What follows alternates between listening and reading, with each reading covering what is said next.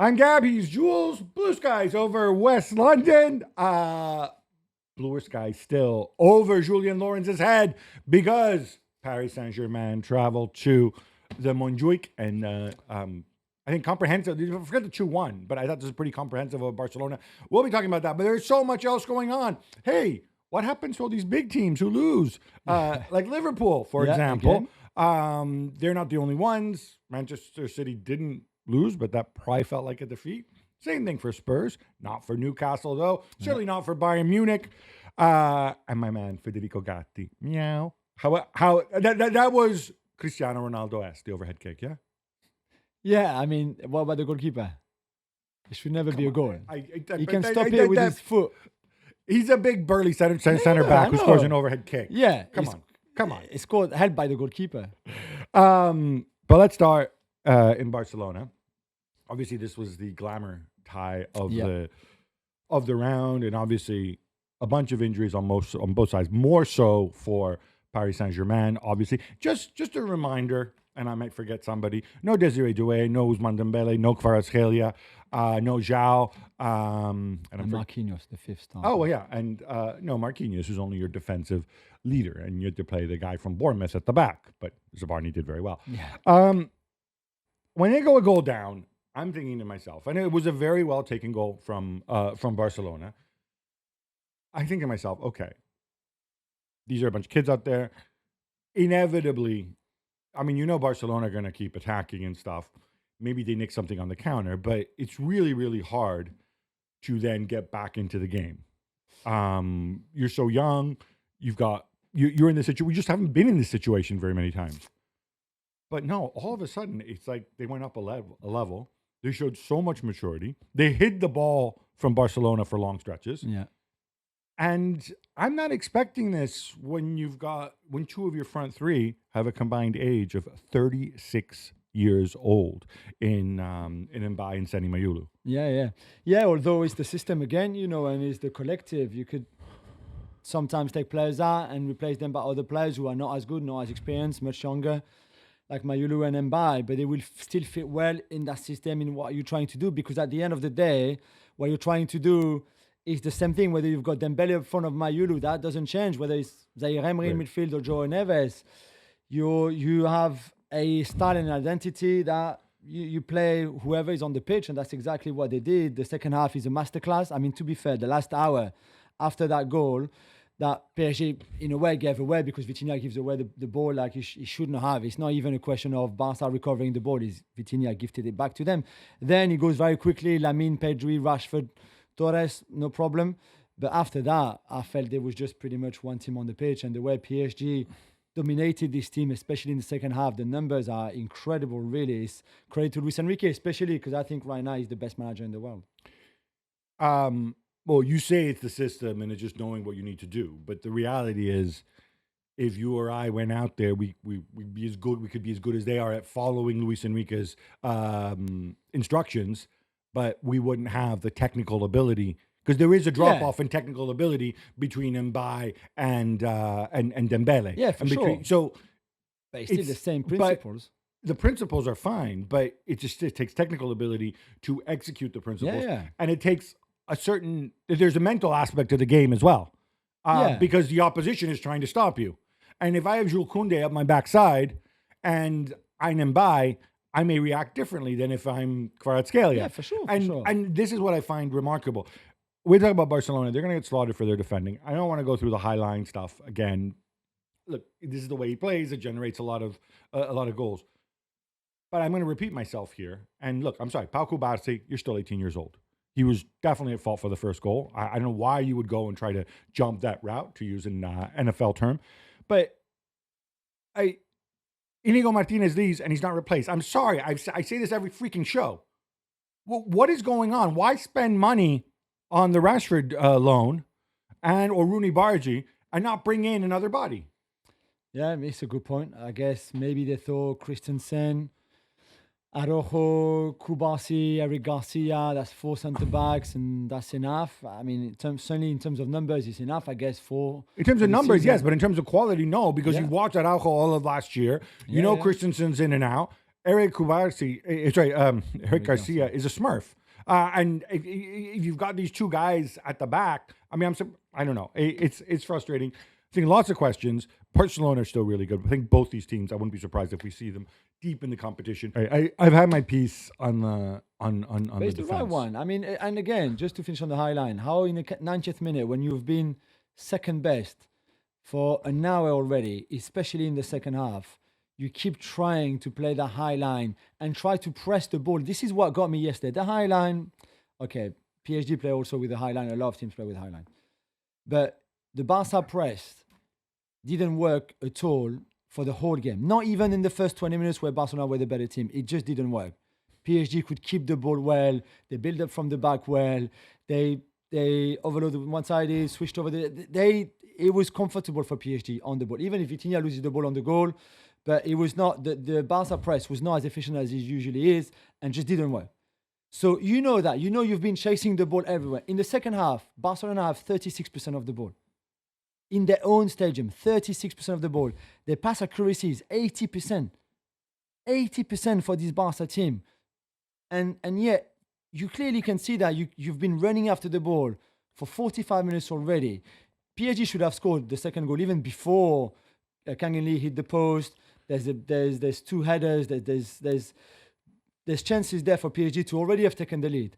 And instead of thinking, okay, let's just take the 1-1, you can still play the high line, just don't go and press and be silly. What do? Kubasi follows Kang In Lee, I think it is, everywhere on the pitch, leaving massive gap for Hakimi, which is exactly what PSG were waiting for.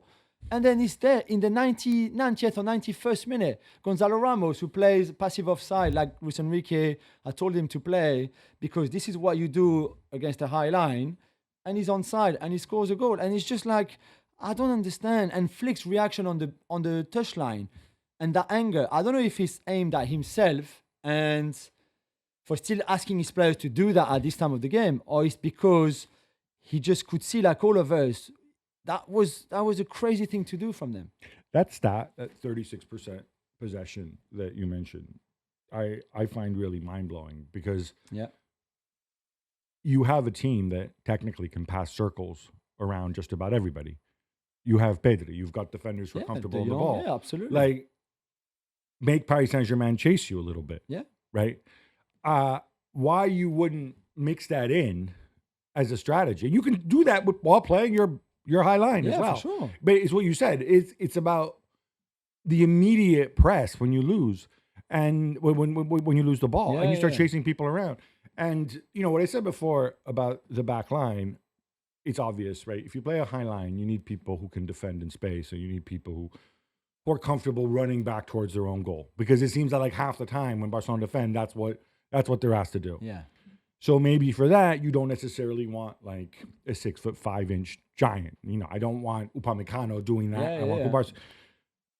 But I wonder though, and I'm saying about fair, I'm surprised they don't give up more set piece goals because all these guys are small, right?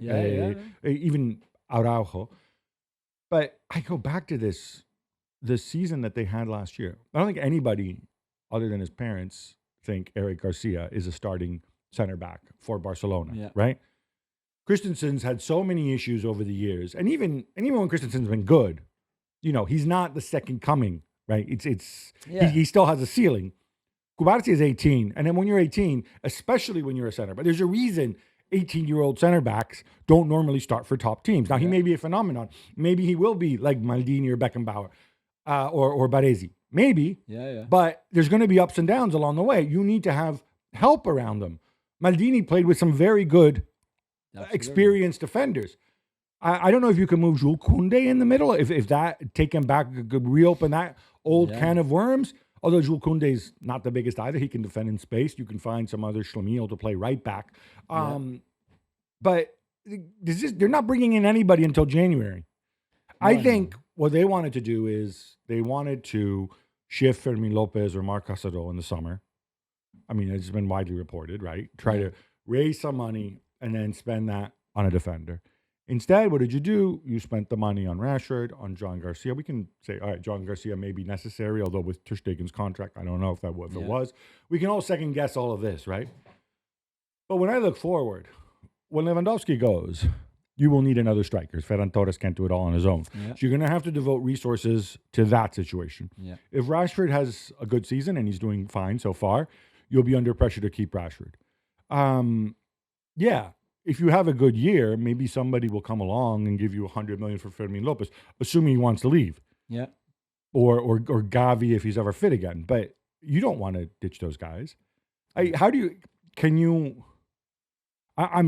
thinking out loud here, but would it help to drop De Jong, who would say you did not have the best game, but dropping De Jong into the back line? Yeah, maybe. Yeah, you could maybe do a that, back but three. again, De Jong, I don't think would be very comfortable with the high line. But certainly quality on the ball, yes. But again, quality on the ball is not what they like really from the two centre backs. They just like a bit of more. Certainly, one of the two more aggressive profile. Like, I mean, Inigo Martinez was not really a cup of tea. Let's be honest here. But he was old and he was slow, but you know what? He was smart. He could learn the game. And how you let him go and not replace him? Yeah, no, I agree with you. I mean, there's the numbers. We mentioned the possession for the second half and the successful pass rate. Barca had 7 passes in the final third. So the second half last day was 7 minutes or 8 minutes of added time. So 52 or 53 minutes, not of game time, but of game time for stop. 7 passes in the final third. I think PSG had 22 passes in the Barca final third. Barca had 9 touches in the PSG box. In the whole 52 minutes of that second half, PSG had 26. It was just like they were... And they're chasing the game, yeah. Yeah, they were just not so dominated tactically, but technically, physically. And maybe Lamine, having not played for 2 weeks, that's why he disappeared in that second half. I think Nuno is an incredible player. I really do. What he does on the first goal. And again, I go back to the pressing from Barcelona. But when you're Flick and you ask your 2 wingers, so stay with me on this, your 2 wingers, so in this case, Rashford and Lamine Yamal, to go on the 2 PSG centre-backs, so your number 9, Ferran Torres, could go on the keeper to press, like really have that high press. That means you ask your 2 fullbacks, Gerard Martin and Koundé, to go on the PSG fullbacks. This already, if this doesn't work, then you are left so open. And that's exactly how the first goal comes. Koundé is late on Nuno Mendes, who has a simple 1-2 with Mbaye. Then De Jong has to cover for Koundé, obviously, because Garcia has come on the right-hand side. De Jong is late. And De Jong is never going to catch Nuno Mendes.